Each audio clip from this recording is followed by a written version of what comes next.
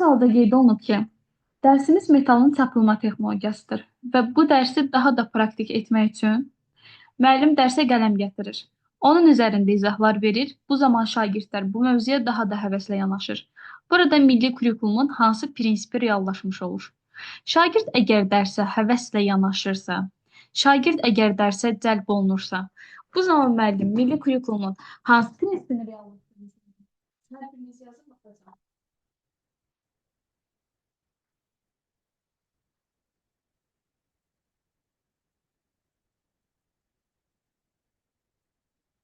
Şagirdlər bir dərsə həvəslə yanaşır. Həvəslə yanaşmanın bir digər forması nə ola bilər? Bəli, həvəslə yanaşmaq, marağı nəzərə almaqdır da. Marağını nəzərə almaq varsa, əlbəttə ki, tamamilə doğrudur.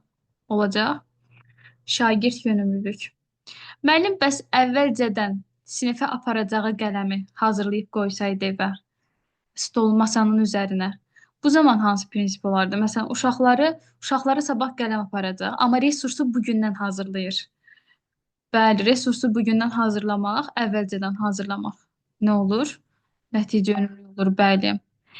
Qələmdən əgər şagird rahat şəkildə istifadə etməyi bacarırsa, qələmdən istifadə etməyi milli kurikulumun hansı prinsipinə aiddir? Məsələn, digər uşaqlara nisbətən bu uşaq qələmdən daha yaxşı istifadə edə bilirsə, görsən ki, metalın çapılması üçün qələmi rahat istifadə edə bilir.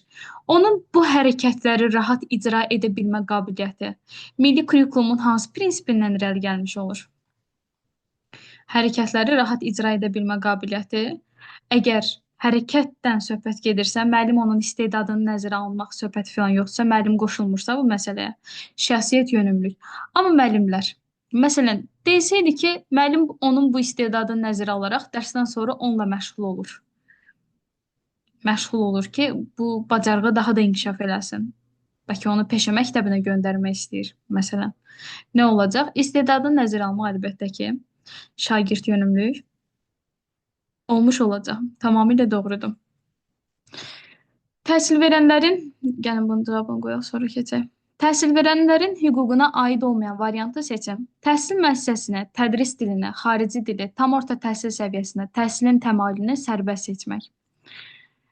Bu kimə aid hüquq və yaxud da vəzifədir? Təhsil müəssisəsini, tədris dilini, xarici dili, tam orta təhsil səviyyəsinə, təhsilin təmayülünü sərbəst seçmək. Kimə aiddir bu?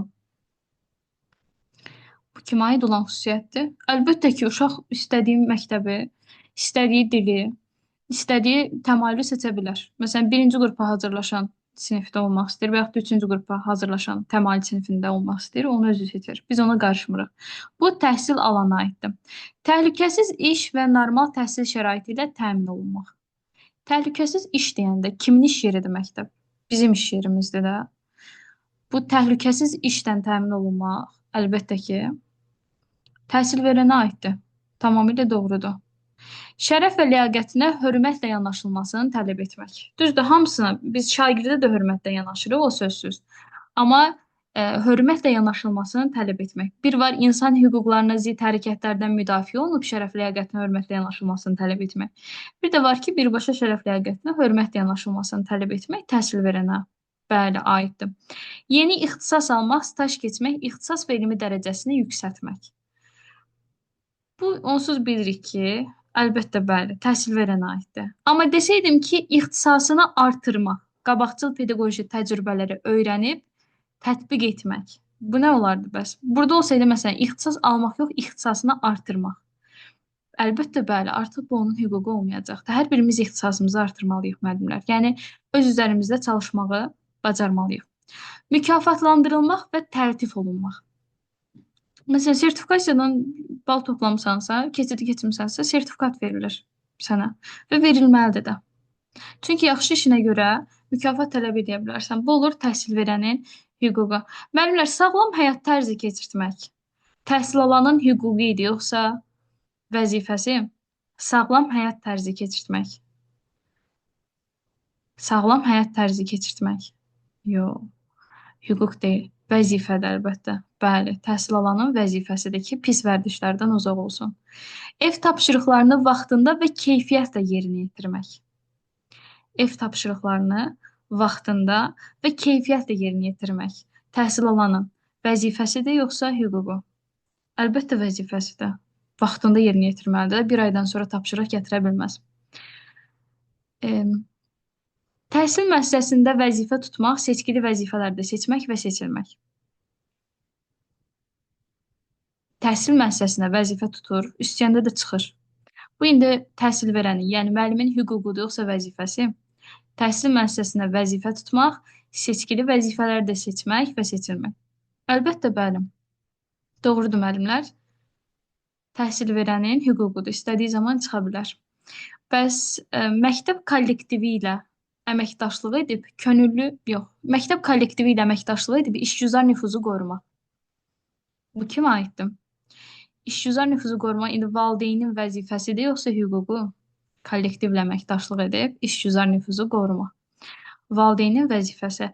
Bəs təhsil müəssisəsi ilə əməkdaşlıq edib könüllü yardım etmək desəydim, imkanı var indi kömək eləyir. Əgər korrupsiya yoxdursa, rüşvət almaq yoxdursa, nə olur? Valideynin əlbəttə hüququdur. Əgər imkanlı şəxsdirsə, kömək edə bilər, təhsilə bir faydası toxuna bilər. Deyir, Turanə müəllimə bugün bizə hadisənin ehtimalı mövzusunu izah edərkən nümunə olaraq bildirir ki, 50 qəpiklik metal pulu atarkən iki elementar hadisə baş verə bilər. Xəritə şəkli olan üzün düşməsi, neft buruqları şəkli olan üzün düşməsi. Bu hadisə eyni imkanlı hadisədir. Bundan sonra ailə büdcəsinin formalaşmasına da istinadən şəxsi büdcənin düzgün idarə edilməsi, maliyyə savadlılığı haqqında da qısa məlumat verdi. Hansı inteqrasiya reallaşıb? Müəllimlər, deməli, hadisənin ehtimalı budur ki, 50 qəpik sən pul atanda bu iki üzündən birinə düşə bilər. Müəllim bununla bağlı izah edir. Hazır deyir ki, məsələn, 50 qəpikdən danışmışkən, qoy şəxsi büdcənin formalaşmasına da istinad edeyim. Ailə büdcəsinin formalaşması, texnologiya müəllimləri, siz bunu necə yanlış yaza bilərsiniz? Mənə çox maraqlıdır. O birisi müəllimləri hardasa başa düşürəm. O birisi müəllimləri başa düşərəm. Mən texnologiya müəllimlərinin bunu səhv yazmağını başa düşmürəm. Anlaya bilmirəm. Çünki ailə büdcəsinin formalaşması 5-də də var, 6-da da var, 7-də də büdcə haqqında danışır, 8-də də danışır, 9-da da danışır. Bizim ixtisasımızdan riyaziyyat ixtisasının əlaqələndirilməsi. Heç mən texnologiya müəllimi deyirəm, burada iqtisadiyyatdan bəhs olunur. Təsəvvür edin ki, riyaziyyat müəllimi ehtimal mövzusuna keçir, ehtimallardan bağlı dərs keçir və maliyyə haqqında, büdcə haqqında danışır. Demir ki, pulunuzu səmərəli istifadə edin, ay uşaqlar. Uşaqlara istinadən bunu demir. Ailə büdcəsinin formalaşması haqqında məlumat verir sadəcə şagirdlərə. Bu, iqtisadiyyatla bağlı olan bir şeydir. Yox, həyatla əlaqəsi yoxdur, müəllimlər. Deyir ki, baxın, bir daha oxuyuram, diqqətli olun. Turanə müəllimə bugün bizə hadisənin ehtimalı mövzusunu izah edərkən nümunə olaraq bildirir ki, 50 qəpiklik metal pulu atarkən iki elementar hadisə baş verə bilər. Ya xəritə tərəf düşəcək, və yaxud da ki, neft buruqları olan tərəf. Bunu deyəndən sonra hazır bir pul haqqında danışmışkən, ailə büdcəsinin formalaşmasına da istinad edin. Əgər burada desəydik ki, uşaqlar, siz məsələn, pulunuzu səmərəli istifadə edin, pulunuzdan isrif edərək istifadə edin, bədxərc olmayın və s. və ilaxır, deyərdim ki, hə, fən üstü inteqrasiyadır. Amma burada demir ki, şəxsi büdcənizi düzgün idarə edin, nə bilim, boş yerə pul xərcləməyin. Sadəcə idarə olunma mövzu haqqında danışır. Uşaqlara heç bir mesaj vermir. Bu dərsə də istinad edirsə, bizim fənnimizə aiddir, bizim ixtisasa aiddir. Olacaq fənlər arası inteqrasiya, iki fənn arasında əlaqə. Bizə belə düşə bilər. Yox, sizə düşməyəcək. Amma ki, siz bunu fənn üstü götürə bilməzsiniz də. Çünki burada uşağın həyatı ilə bağlı informasiya verməyibdir, həyatla bağlı nümunə verməyibdir. Ona görə də müəllimlər, fənlər arası, ona görə deyirəm ki, tələsməyin cavab verəndə. Diqqətli oxumaq lazımdır, diqqətli olmaq lazımdır. Bu iki fənn arasındadır. Hadisənin ehtimalı mövzusu riyaziyyat fənninə aiddir və ailə büdcəsinin formalaşması texnologiya fənninə aiddir. İki fənn arasında əlaqə yaratmaq fənlər arası. Qeyri-ixtisas olan müəllimlər narahat olmasın. Bu imtahanda onlara eyni şey düşmə ehtimalı yoxdur. Sadəcə biraz diqqətli yanaşmaq lazımdır bu məsələdə. Mən demirəm ki, buna səhv cavab yazan texnologiya müəllimləri savadsızdır, əstəğfurullah. Sadəcə, yəni biraz diqqətli olmalısınız ki, bu sırf bizim ixtisasla bağlıdır. Öz ixtisasınızla bağlı düşəcək, bəli. Taksonomiyada, bilikdə, inteqrasiyada öz ixtisasınızdan əlaqəli olacaq. İndi bütün fənlərdən bağlı demək olar ki, test işləyəcəyik biz. Bu gün təsvir incəsənətdir, texnologiyadır, riyaziyyatdır, ədəbiyyatdır, tarixdir, əsasən bir də kimya. Bunlara toxunmuşam testlərdə. Dördüncü sualda qeyd olunub ki, doğru olmayan fikri təyin edin. İmtahanda bu tipdə sualların düşməsi çoxdur. Yəni situasiyalarda düşür, bir də bu tipdə sualların düşmə ehtimalı çox olur müəllimlər. Ona görə diqqətli olaq. Təhsil müəssisəsində vəzifə tutmaq. Seçkili vəzifələrdə seçmək təhsil verənin hüququdur. Düzdürmü? Burada yanlış bir fikir var. Məsələn, mən istəsəm məktəbdə vəzifə tutaram, istəməsəm ərizəmi yazıb çıxaram. Sizi məcbur edən var ki, imtahana hazırlaşın, məktəbə gedin işləyin. Xeyr, onun hüququdur. B-də qeyd olunub ki, alt standart şagirddə mürəkkəb bacarıq formalaşan zaman dəyişilə bilər. B variantı doğrudur sizcə? Mən uşaqda bacarıq formalaşdıra bilməmişəm. Mən bu il dərs keçə bilməmişəm. O zaman alt standart dəyişmir sizcə? Bu bilirsiniz nə deməkdir? İndi mən sizə ən lori dildə bunu izah edeyim də. Alt standart nə zaman dəyişir? Nə zaman dəyişməlidir müəllimlər? Bir dənə onun cavabını verin, mən sizə izah edeyim. Alt standart nə zaman dəyişir? Hər il dəyişir. Bu o deməkdir ki, mən bu il 5-ci sinifə dərs keçə bilməmişəmsə, biz 6-cı sinifdə də 5-ci sinifə keçməliyik təzədən. Buna icazə var. Məsələn, mən deyirəm ki, keçən il 5-ci sinifə yaxşı dərs keçə bilməmişəm. 6-cı sinifə keçiblər, 6-da oxuyurlar. Deyirəm 5-in üstündən bir daha keçək 6-cı sinifdə. Buna icazə verilir bizə. Yəni mən belə bir şey eləyə bilərəm ki, uşaqda hələ bu bacarıq formalaşmayıb da. Məsələn, uşaq buterbrotun hazırlanmasını 5-ci sinifdə öyrənə bilməyib. 6-da da buterbrotun hazırlanmasını keçim deyirəmsə, bu yanlışdır. Alt standart dəyişir. Dəyişməz qalır. Daha doğrusu dəyişməmiş olmur da. Mütləq şəkildə dəyişməlidir. Məsələn, 5-ci sinifdə də uşağa bir bilik bacarığı öyrədilməlidir. 6-da 6-ya uyğun bilik bacarığı öyrədilməlidir. 7-də 7-yə uyğun bilik bacarığı öyrədilməlidir. Sən bir təhsil verən kimi bunu keçsən də bu dəyişir. Keçməsən də dəyişməlidir. Stabil olaraq mövzular, bilik bacarıqlar qala bilməz. Sən 8-ci sinif riyaziyyatını keçsən belə, gələn il belə deyim, 9-u keçəcəksən, keçməsən belə gələni 8-ə istinad edə bilməzsən. Sən 8-ci sinifdən bağlı bilik bacarığı bu il formalaşdırdın. Gələni formalaşdıra bilməzsən. Çünki gələn il alt standart dəyişir və sən 9-cu sinifin bilik bacarığını formalaşdırmalısan. Yəni alt standart uşağa verdiyimiz bilik və bacarıqdır. Bir daha üstündən keçid deyirəm ki, hər il dəyişir. Sən bunu bu il keçsən də dəyişir, keçə bilməsən də gələn eyni şeylər keçməyə icazə yoxdur. Bəli, mürəkkəbləşməlidir, inkişaf eləməlidir, məzmun dəyişməlidir. Mən nə qədər köhnəyə toxuna bilərəm ki, bu yanlışdır. Əsas standart, hə, bəzən dəyişilə bilər, o da kitabdan çıxdı, onun izahına ehtiyac yoxdur. Qiymətləndirmə təhsil alanının nailiyyət səviyyəsinə qoyulan dövlət tələbidir. Düzdürmü? Nailiyyət səviyyəsinə qoyulan tələb qiymətləndirmədirmi? Və bilik bacarıq səviyyəsinə qoyulan dövlət tələbi nə adlanır? Təhsil alanın bilik bacarıq səviyyəsinə qoyulan dövlət tələbi nə adlanır?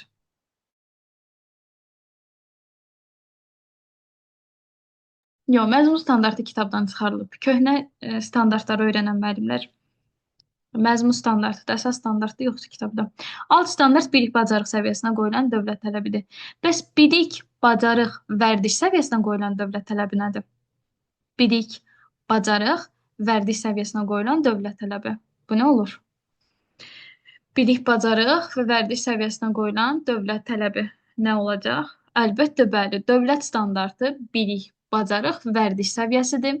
Qiymətləndirmə standartı nailiyyət səviyyəsinə qoyulan dövlət tələbidir. Alt standart isə bilik, bacarıq səviyyəsinə qoyulan dövlət tələbimiz olacaq. Üfüqi inteqrasiya müəyyən bir fənn üzrə məzmun xəttləri arasında əlaqə yaratmağı tələb edir. Düzdür, sizcə yoxsa səhvdir? Ola bilər ki, məsələn, bir testdə 2 dənə səhv olsun da. Məsələn, bu imtahanda da test özü olan bir şeydir. Ona görə bütün variantları oxuyuram. Əslində bizim doğru olmayan fikrimiz məlumdur. Amma siz bu yanaşmadan desəniz ki, hə, mən düzü tapdım, eyb yoxdur, keçim gedim, belə bir şey eləməyin. Əgər siz imtahanda görsəz ki, bir situasiyada, məsələn, 4-cü testdə B də səhvdir, D də səhvdir, sizə əlavə 2 bal veriblər. Ona görə də belə hallarda diqqətli olmaq lazımdır ki, apellyasiya verib 2 bal əldə edə bilərsiniz. Birdən, məsələn, bizdə də olur, diqqətsizlik olur. Mən, məsələn, görürəm ki, hansı sualda 2 dənə səhv var. Ona görə sona qədər təhlil etməkdə fayda var. Əlbəttə ki, üfüqi inteqrasiya müəyyən fənn üzrə məzmun xəttləri arasında əlaqə yaratmağı tələb edən inteqrasiyadır. Bəs əgər Məzmun standartları arasında əlaqə yaratmağı tələb edirsə, məzmun standartları mövzular arasında əlaqə yaratmağı tələb etmək. Mövzu üzrə bir əlaqə yarat. Siniflər arasında əlaqə məsələn. Siniflər arasında əlaqə nə adlanır? Əlbəttə, bəli, şaquli inteqrasiya adlanır. İki və daha artıq fənn arasında yaranan əlaqə nə adlanır? İki və daha artıq fənn arasında yaranmış əlaqə. Bu iki dənə ola bilər, üç dənə ola bilər, beş fənn ola bilər. Fənlər arası inteqrasiya adlanır, bəli. Ən üstün inteqrasiya hansı inteqrasiya idi müəllimlər ki, onun o tərəf inteqrasiyamız yoxdur. Ən mürəkkəbdir, ən üstündür, ən lazımlı olandır ki, uşağı şəxsiyyət kimi həyata hazırlayır. Fənn üstü inteqrasiya, bəli, həyatla əlaqəli inteqrasiyadır. Edə qeyd olunub ki, müəllimlərin etik davranış qaydasını pozan təhsil verən 1 il müddətində təhsildən kənarlaşa bilər. Düzdürmü müəllimlər? Kənarlaşa bilərmi? Bir təhsil verən əgər etik davranış qaydasını pozubsa.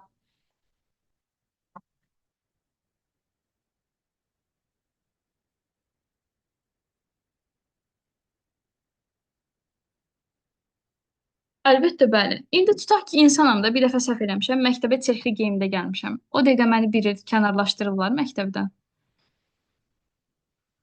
Bu düzdür. Bir dəfə əynim, üstüm başım çirkli vəziyyətdə məktəbə getmişəm. Xeyr, əlbəttə. Birinci məlumat verilir ki, ictimai etimad bərpa olunsun. Birinci insan öz ictimai etimadını bərpa etməyi bacarmalıdır.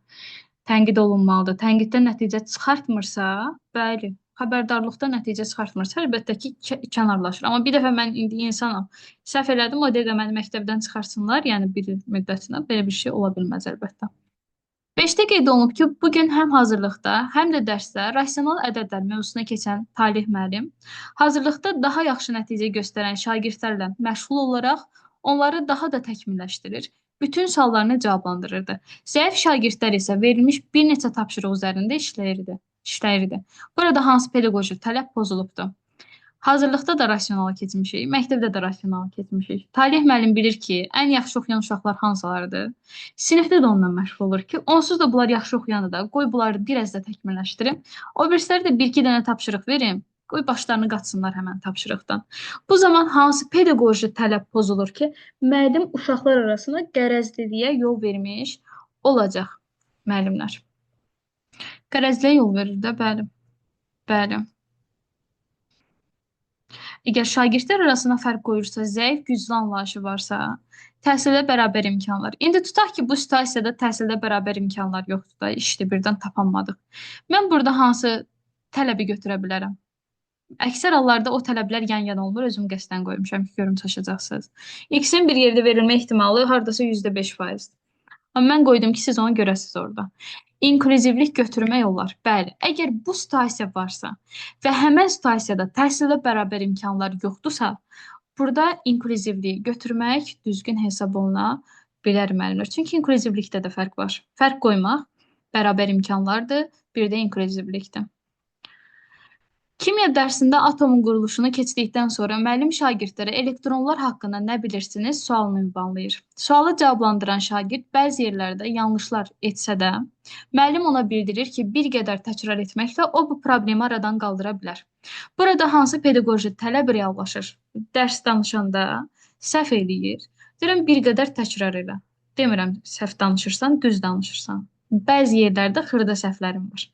Onları düzəltmək üçün üstündən keçməlisən. Əgər onun işinlə bağlı münasibət bildirirsə, rəy bildirmək varsa, rəy bildirmək hansı pedaqoji tələbin əlaməti hesab oluna bilər müəllimlər? Münasibət bildirmək varsa, düzdür, bəli, rəy vermək, əks əlaqə, fəaliyyətin stimullaşdırılması. Amma mən görsəydim ki, bu uşaqlar zəifdir də dərsdə, dərs danışarkən çətinlik çəkirlər. Gələn dərsdə bu dərsin üstündə qalsaydım, burada rəy vermək yoxdur. Bu zaman hansı pedaqoji tələbi reallaşdırardım? Rəy vermirəm, münasibət bildirmirəm, heç bir şey fikir səsləndirmirəm. Gələn dəfə, məsələn, həmən dərsin üstündə qalıram ya da dərslə bağlı bir neçə dənə sual yönəldirəm şagirdə. Bəli. İnkişaf yönümlü olacaq, doğrudur. Əgər şagird verdiyim sualları düzgün cavab verməyəndə onu təhqir eləsəydim ki, sən nə qədər savadsızsan, məsələn, Keç küncdə dayan, çıx çöldə dayan, filan şeylə, acılasam, təhqir eləsəm. Bu zaman hansı pedaqoji tələb pozulmuş olar müəllimlər? Onu alçaltmaq, acılamaq, təhqir etmək. Bu zaman əlbəttə ki, bəli, sağlam mənəvi psixoloji mühit yoxdur. Mənəvi psixoloji mühit olmayan yerdə də dəstəkləyici mühit əlbəttə ki, ola bilməz. Ola bilməz. Bəs müəllim atomun quruluşunu keçir, amma elektronlar haqqında informasiya təqdim etmir şagirdlərə. Yarım informasiya verirsə. Bu zaman hansı pedaqoji tələb pozulmuş olur? Əlbəttə doğru, yarım informasiya vermək pedaqoji prosesin tamlığını pozur. Amma bu situasiyada müəllim rəy verir deyə, əlbəttə ki, fəaliyyətin stimullaşdırılması olacaq.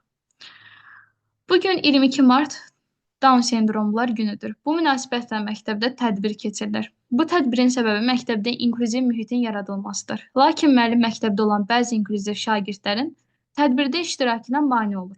Bunu görən Cahid bu halın yanlış olduğunu bildirir. Bu zaman onun hansı səriştəsi formalaşıb? Müəllimlər, məktəbdə tədbir var. İnklüziv uşaqlar üçün biz tədbir keçiririk. Amma müəllim deyir ki, inklüziv uşaq gəlməsin də, orada tünlük yaratmayın.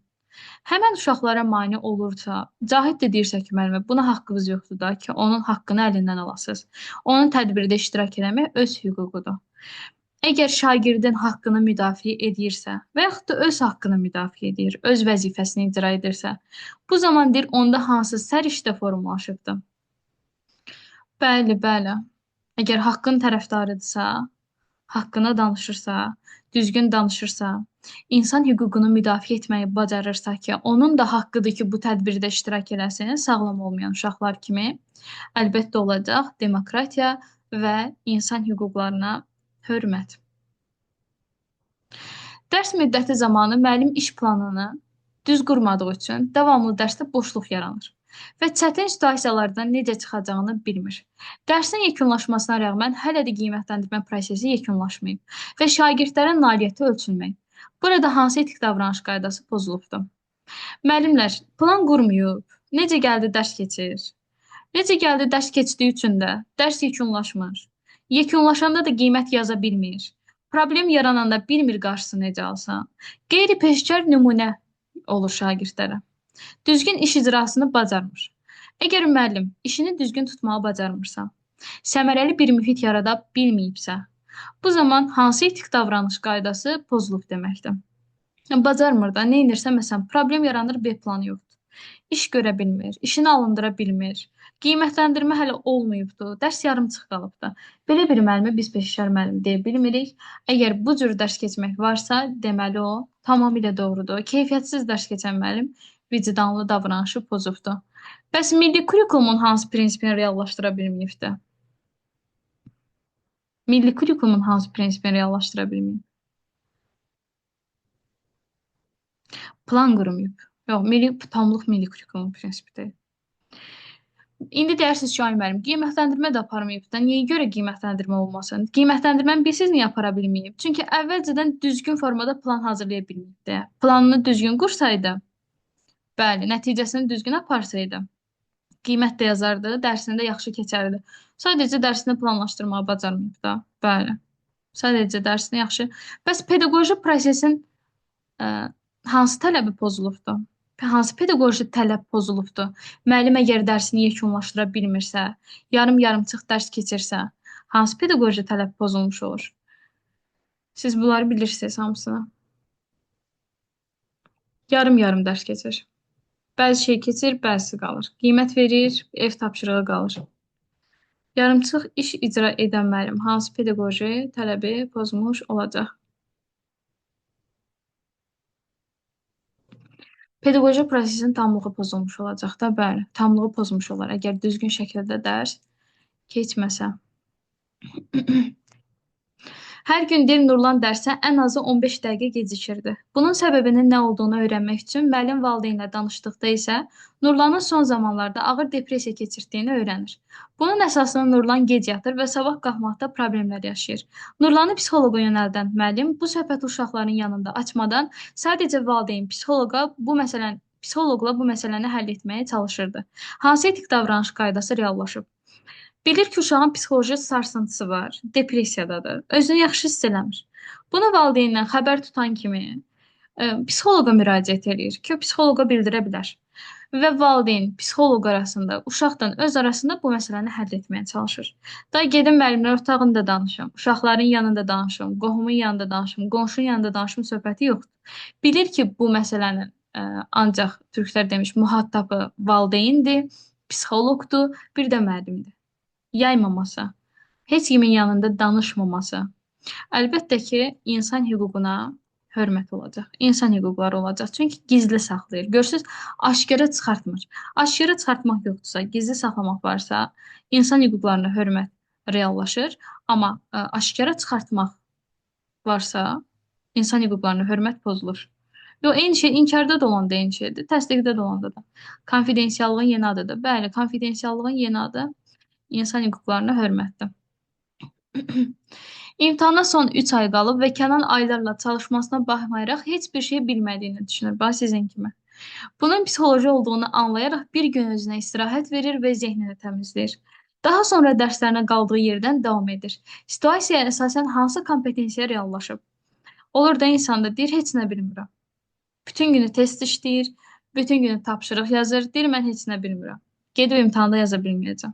Məndə heç nə alınmayacaq. Bu düşüncəyə sahibdir ki, mən psixologiyam, emosional vəziyyətim yerində deyil də, biraz özümə istirahət verməliyəm.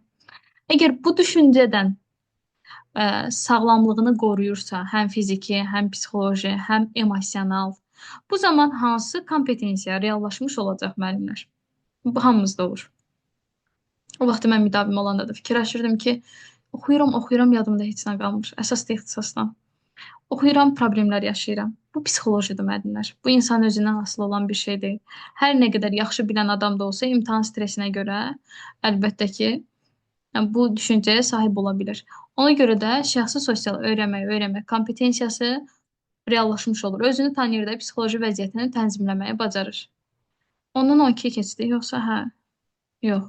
2 dəfə 12 yazmışam, eyb yoxdur. Ədəbiyyat dərsində Koroğlu və Bolu bəy keçən müəllim Nuraydan soruşur ki, ağlagəlməz hilələrlə, güclü düşmənlərlə, dəfələrlə qarşılaşan Koroğlunun məğlub edilməzliyinə səbəb səncə nədir? Mövzu keçir və soruşur ki, səncə nədir? Bu zaman biliyin hansı növü reallaşır? Üzr istəyirəm, biliyin növünü qeyd eləməmişəm burada. Biliyin növünü soruşuram. Taksonomiya kimi sizdəyəndir. Notda da qeyd eləməmişəm. Yox, qeyd eləmişəm. Biliyin növü, müəllimlər, bilik, taksonomiyanın mərhələsi kimi dəyərləndirmək olar. Burada biliyi soruşuram, sadəcə qeyd eləməmişəm biliyin növünü. Deyir ki, ağlagəlməz hilələrlə, güclü düşmənlərlə, dəfələrlə qarşılaşan Koroğlunun məğlub edilməzliyinə səbəb səncə nədir? Başlayacaq ki, izah versin də. İzah verməyə başlayacaq. Baxın, bu bir fakt deyil. Yəni, konkret hardasa qeyd olunmuyor ki, onun məğlub edilməzliyin səbəbi konkret olaraq nədir? Bu tarix deyil, bu ad deyil. Bu bir iş ardıcılığı deyil ki, mən bunu prosedural bilik götürəm. Bu insan özü ilə bağlı bir informasiya deyil ki, mən onu metakognitiv götürəm. Bunun bircə dənə cavabı o ola bilər ki, bəli, bu konseptual bilikdir. Amma taksonomiya kimi anlamaq mərhələsi olmur. Taksonomiya kimi hansı mərhələ olacaq? Bayaq deyirdiniz, amma düz deyirdiniz. Bir daha təkrar edək. Taksonomiya kimi hansı mərhələ götürəcəm? Ona görə deyirlər ki, həmişə konseptual bilikdən anlamaq əlaqəli olmur. Bəzən fərqli situasiyalar ola bilir. Taksonomiya 100% anlamağı konseptual olmur. 90% sizdəyəndir. Amma insanın şəxsi münasibətini soruşursa ki, sənə görə nədir? Mən deyirəm, mənə görə falan şeydir. Baxın, bu əlbəttə ki, taksonomiyanı dəyərləndirmək mərhələsi hesab olunur. Konseptual dəyərləndirmək və tənqidi təfəkkür. Məktəbdə yeni il şənliyi keçirilir və şənlik zamanı işıqlar sönür. Məktəbdə 2 dəfə deyir ki, işıqlarda problem yaranır. Elektrik sistemində yaranmış problem və elektrik enerjisinin hasil olması haqqında məlumat toplayan şagird hansı kompetensiyaya sahibdir? Araşdırma aparmaq, təbiət hadisəsi, texnikalardan maraqlanmaq, mexanizmlərdən maraqlanmaq, hansı kompetensiyanın göstəricisi hesab olunur? Tələsmədən cavab verin.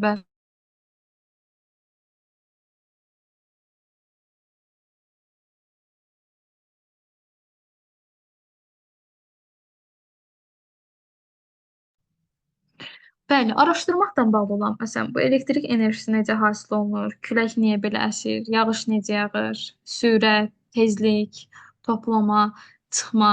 Bunların hamısı əlbəttə ki, mühəndislik kompetensiyasına əlamətidir və ümumiyyətcə müəllimlər, əgər bir uşaq nəyisə araşdırmağı sevirsə, nəyisə öyrənməyi sevirsə, əlbəttə ki, bu uşaq mühəndislik kompetensiyasına sahibdir. Savadlıq kompetensiyası nə ilə bağlı idi müəllimlər? Savadlıq kompetensiyasına bənzəyə bilməz. Savadlıq olması üçün bu uşağın hansı qabiliyyəti üstün olmalı idi? Məsələn, tədbirin hansı şəxsi iştirakçısı olmalı idi ki, məsələn, tədbirdə bir nəfər səhnəyə çıxır, danışır. Tədbirdə bir nəfər hesablama aparır. Tədbirdə bir nəfər kompüter idarə edir. Bu uşaq nəyi yaxşı bilməli idi ki, onun savadlıq kompetensiyası olsun? Bəli. Məsələn, bu uşaq çıxış eləməli idi. Çıxış eləyib, ünsiyyət qabiliyyəti yaxşı olsaydı, mən deyərdim ki, onun savadlılığı var.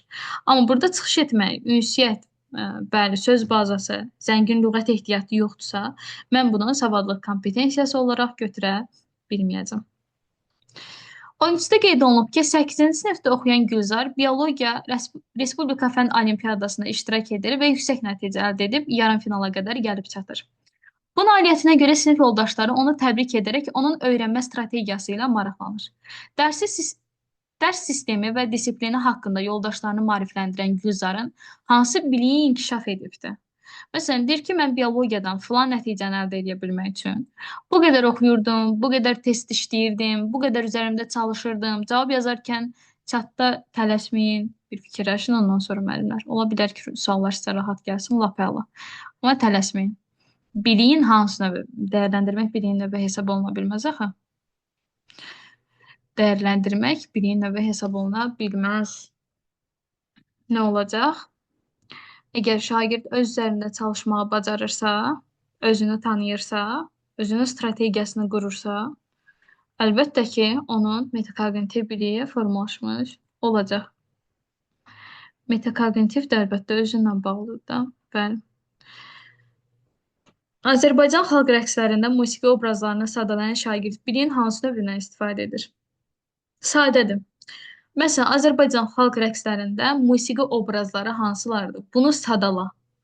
Biliyin hansı növü var? Görürsünüz, xatırlamaq yazırsınız. Özüm qəsdən yazmışam. Həmişə konseptualın yanında anlamaq yazıram. Sonra nə yazıram? Xatırlamanın yanında yazıram faktoloji, proseduralın yanında yazıram tətbiq etmək. Bu imtahanda da belədir həmçinin. Belə şeyləri tələsməyin. Sizdən biliyin növünü istəyir. Mən demirəm ki, bu taksonomiya kimi xatırlamaq deyil, 100% xatırlamaqdır.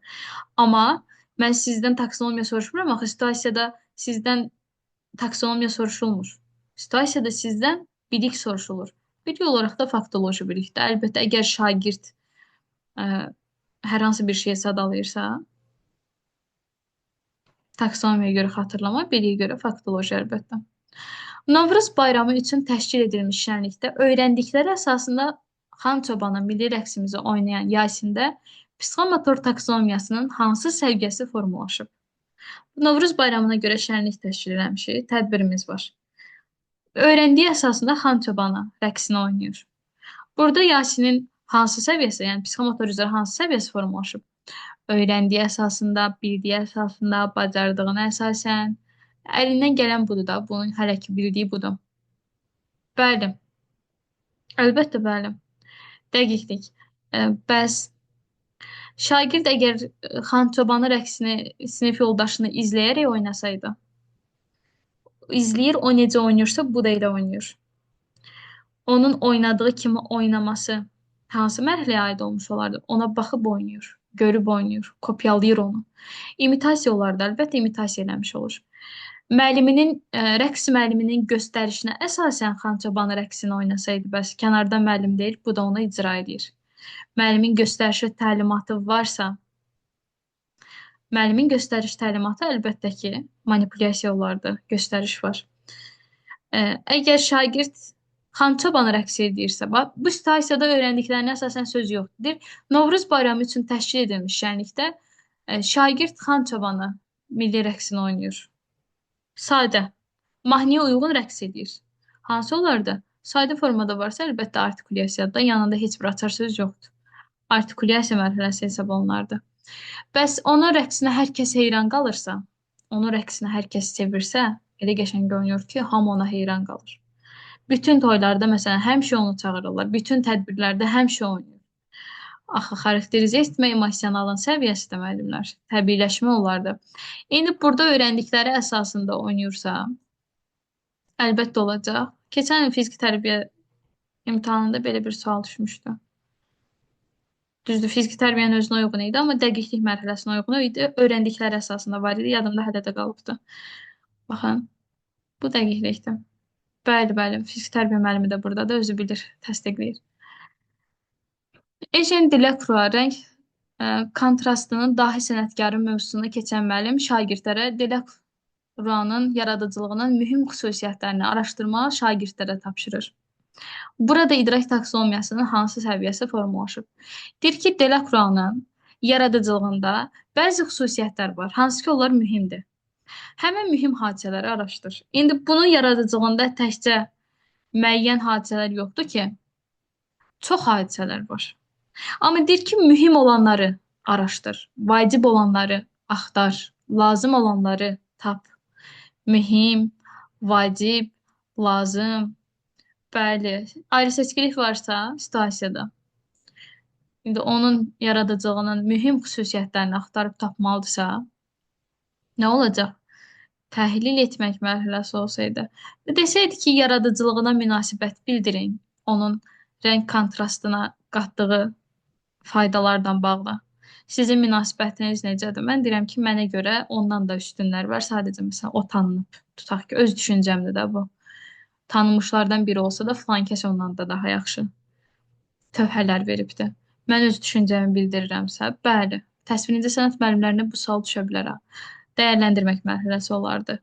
Bəs özüm əgər rəng kontrastına uyğun yeni bir şəkil çəksəydim fərqli formatda, bu zaman taksonomiyanın hansı səviyyəsi olardı?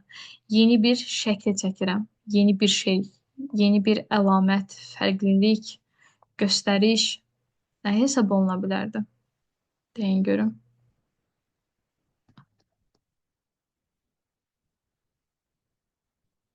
Nə hesab olunacaq da?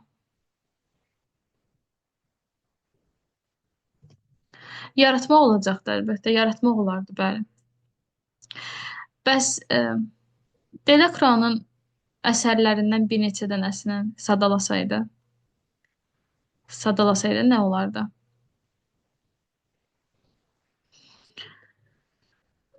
Xatırlama olardı əlbəttə, yadına salır da. Tamamilə doğrudur. Bu situasiyada əlbəttə ki, təhlil etmək oldu, çünki mühüm xüsusiyyət tapırdı. Bu arada incəsənət fənnində çox ardıcıl təhlil etməklə bağlı situasiyalar çoxdur. Onların fənninə əsas əlaqələndirən təhlil etməkdir.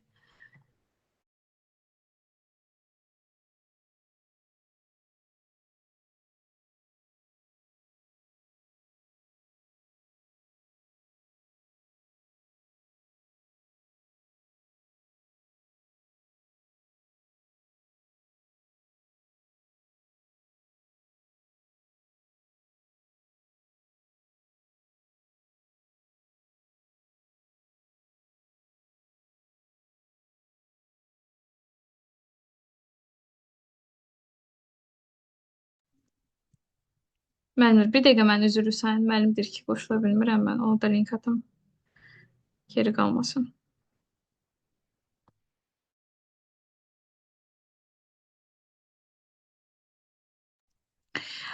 Mən sağlıq yana qədər özünüzü tapmısınız. Laləli çəmənlik əsərində əsərinə əsasən şagirdlərə kitabda verilmiş nümunə əsasına şəkil çəkmək tapşırılır. Şəklə əsasən, yazıya əsasən, göstərişə əsasən iş görən şagird imtahan sualları, baxın imtahan tiplidir. Məndən çox soruşursunuz. Time testində olan suallardan düşürmü? Bu tipdə suallar daha çox düşür. Bu formada taksonomiya daha çox düşür imtahanda. Belə suallara diqqətli olun.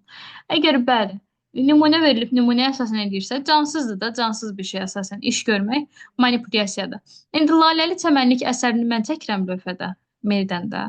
Uşaq da mənim əlimə baxır, Laləli çəmənlik əks etdirir. Və yaxud da portret kimi, portret deməyim də, sulu boyadan çəkirəm.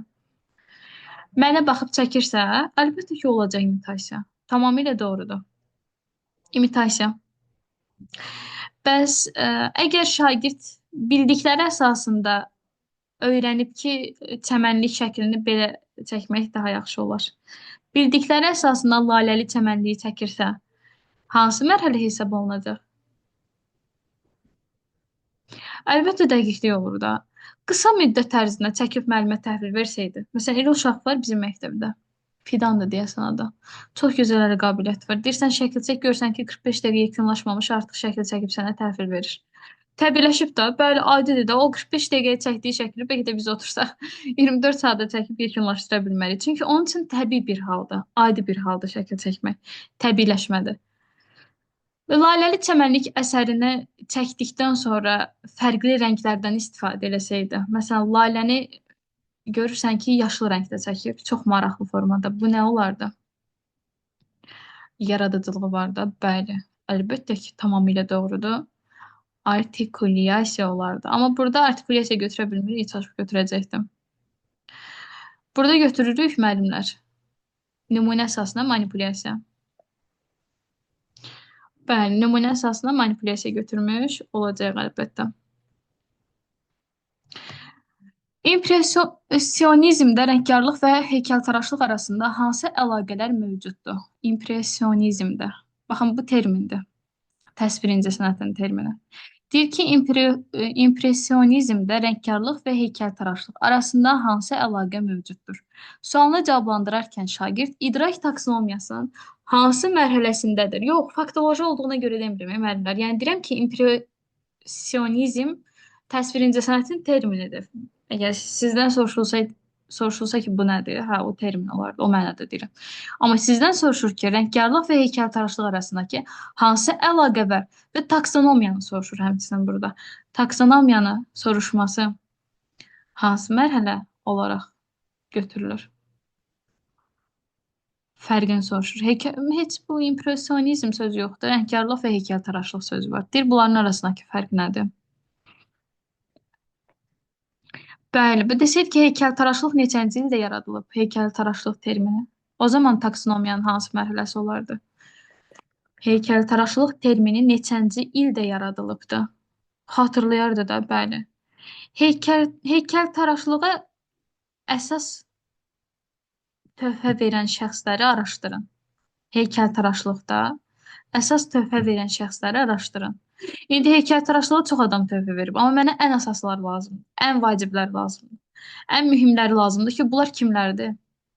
Təhlil etmək olar. Əlbəttə təhlil etmək mərhələsidir. Verilmiş heykəltaraşlıq nümunəsi ilə bağlı öz fikirlərinizi irəli sürün. Sizcə bu yaxşı bir nümunədirmi? Münasibət bildirməlidir də, öz fikrini, düşüncəsini bildirirsə, əlbəttə doğrudur dəyərləndirmə. İndi özü bir heykəltaraşlıq nümunəsi, fərqli bir nümunə hazırlayırsa, heç kimdə olmayan bir heykəltaraşlıq nümunəsini hazırlayır. Nə olar? Əlbəttə yaratmaq olar. Burada yəni fərq var deyə olacaq anlamaq mərhələsi. 19-da qeyd olunub ki, müəllim şagirdlərə Ulduzlu gecə əsərini göstərir və rəssamın şəkildə hansı fırça və işləmə üsulundan istifadə etdiyini soruşur. Sualın cavabını bilməsinə baxmayaraq, Tural əl qaldırmır. Burada emosional taksonomiyanın hansı səviyyəsi formalaşmayıbdır? Bilir, məsələn, bilir ki,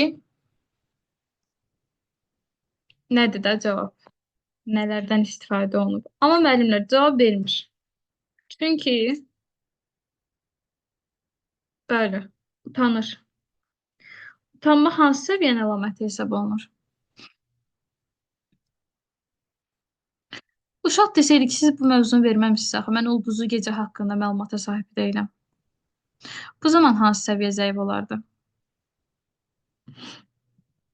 Nə zaman vermişsiniz ki, bunu bizdən soruşursunuz? Xəbəri yoxdur.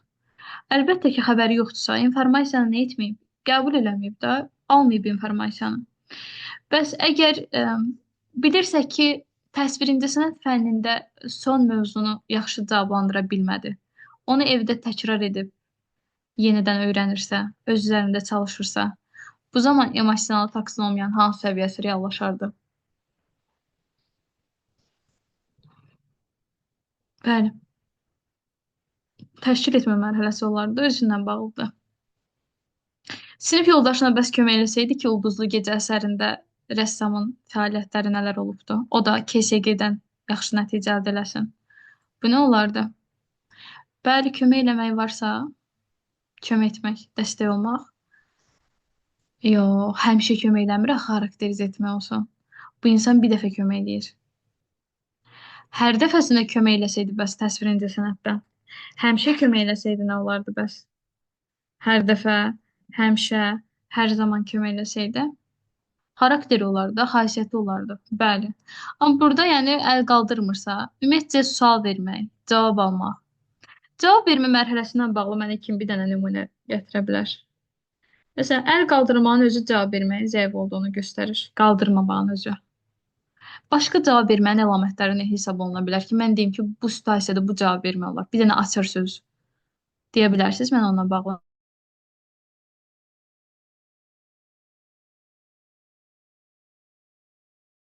Məsələn, müəlliməm biri yazıb ki, qeyd etmək. Qeyd etmək cavab verməyin əlamətidir, sizcə müəllimlər? Müəllim danışarkən uşaq qeyd edir. İndi qeyd etmənin cavab vermə əlaməti götürə bilərəmmi? Qəbul etməli qeyd etmək, bəli. Nəyisə qeyd etmək qəbul etmənin əlamətidir. Ə, kömək etmək, dəstək olmaq, başqasına dayaq olmaq. Bu nəyin əlamətidir bəs? Hansı mərhələdir? Köməkdir, dəstəkdir, dayaq olmaq və s. və ilaxır. Əlbəttə, bəli. Kömək etmək varsa dəyərləndirmək olur da, düzdür. Və öz üstündə işləmək, öz mənfi müsbətlərini aradan qaldırmaq, özünlə bağlı plan, özünlə bağlı strategiya, özünü tanımaq. Suallar müəllimlər tez gedirəm. Mən suallarınızı görə bilmirəm. Ona görə zəhmət olmasa saxlayın, axırda baxacağım suallarınızın hamısına. Bəli, özünlə bağlıdırsa, təşkil etmə. Hər dəfəsində, həmişə, hər zaman, adətən, əksər hallarda eyni işi icra edirsə, hansı mərhələ hesab olunur? Tamamilə doğrudur da, bəli. Xarakterdir də, xasiyyətidir. İbtidai icma quruluşunun yaranması və inkişafı mövzusunda odun əldə edilməsi hissəsini tam anlamayan Leyləyə sinif yoldaşı Ləman bu hissəni izah edir. Ləman emosional taksonomiyanın hansı səviyyəsindədir? Görür ki, bu uşaq ibtidai icma quruluşunun yaranması ilə bağlı odun alınmasını başa düşə bilmir. Deyirəm, gəl mən sənə kömək edeyim, sinif yoldaşımsan da. Sənə dəstək olum, öyrədim. Nə olacaq? Nə olur? Əlbəttə kömək etmək varsa, emosionalı dəyərləndirmək mərhələsi olacaq. Əla, əhsən. Cavablarınız qaydasında. İndi hələ ki ekran kaydını saxlayıram.